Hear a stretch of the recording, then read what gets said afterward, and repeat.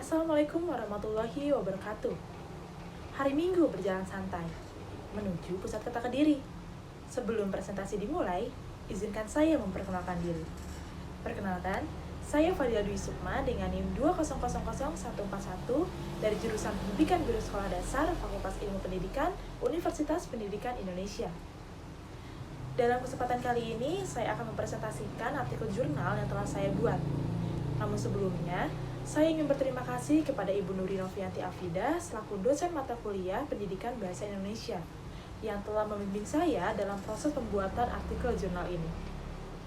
Artikel jurnal yang telah saya buat berjudul Tantangan dari Pembelajaran Daring bagi Daerah 3T. Analisis dibagi menjadi 3 pembahasan. Yang pertama, pengertian dari pembelajaran daring. Yang kedua, kendala pembelajaran daring di daerah 3T. Dan yang ketiga, solusi bagi pemerintah dalam menerapkan pembelajaran daring di daerah 3T. Hal yang melatar belakangi pembahasan ini ialah karena banyaknya permasalahan pendidikan yang terjadi di daerah 3T. Seperti yang kita ketahui, saat ini Indonesia sedang dilanda pandemi COVID-19, yang mana hal tersebut sangat mengganggu proses pembelajaran secara konvensional. Berbagai upaya telah dilakukan oleh pemerintah. Salah satunya yaitu mengadakan pembelajaran secara daring. Namun, upaya tersebut malah menimbulkan permasalahan baru yang dialami oleh peserta didik yang ada di daerah 3T. Beberapa kendala yang dialami peserta didik seperti tidak memiliki handphone, kuota internet yang cukup mahal, dan juga jaringan yang tidak stabil. Maka dari itu, pembahasan kali ini difokuskan kepada upaya pemerintah dalam mengatasi permasalahan pembelajaran daring di daerah 3T. Selanjutnya, kita masuk pada poin pembahasan yang pertama, yaitu pengertian pembelajaran daring. Pembelajaran daring merupakan pembelajaran yang menggunakan jaringan internet dengan aksesibilitas, konektivitas, fleksibilitas, dan kemampuan untuk memunculkan berbagai jenis interaksi pembelajaran. Pada pelaksanaannya, pembelajaran daring memerlukan dukungan perangkat mobile seperti smartphone, laptop, komputer, tablet, dan yang lain sebagainya, yang dapat dipergunakan untuk mengakses informasi kapan saja dan di mana saja. Berbagai media juga dapat digunakan untuk mendukung pelaksanaan pembelajaran secara daring, misalnya kelas-kelas virtual menggunakan layanan Google Classroom. Poin pembahasan yang kedua, yaitu kendala pembelajaran daring di daerah 3T. Sejak adanya pandemi COVID-19, sektor pendidikan pun mulai terkena dampaknya. Pembelajaran tatap muka antara guru dan murid diganti dengan pembelajaran secara daring. Oleh karena itu, pemerintah dalam hal ini telah merekomendasikan penyelenggaraan pembelajaran daring untuk mencegah penyebaran COVID-19. Namun, karena setiap daerah, terutama daerah-daerah terpencil, menemui banyak kendala pembelajaran daring, tidak dapat dilaksanakan dengan baik. Hambatannya ada berbagai macam, diantaranya yaitu 1. Sulitnya mendapatkan sinyal atau jaringan internet. Yang kedua, keterbatasan keterampilan. Yang ketiga, tidak memiliki alat komunikasi yang mampu menunjang pembelajaran. Dan yang keempat, mahalnya biaya kuota internet. Selanjutnya, poin pembahasan yang terakhir yaitu solusi bagi pemerintah dalam menerapkan pembelajaran daring di daerah 3T. Distribusi jaringan internet yang tidak merata dan sinyal yang tidak stabil di beberapa wilayah Indonesia menjadi penghambat proses pembelajaran daring.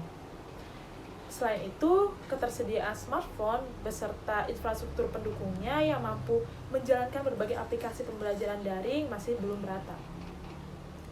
Dalam hal ini, pemerintah sudah seharusnya menyiapkan dana khusus untuk memenuhi keperluan tersebut, agar peserta didik yang berada di daerah terpencil memiliki kesempatan dan hak yang sama dalam memperoleh pendidikan walaupun dalam kondisi pandemi COVID-19.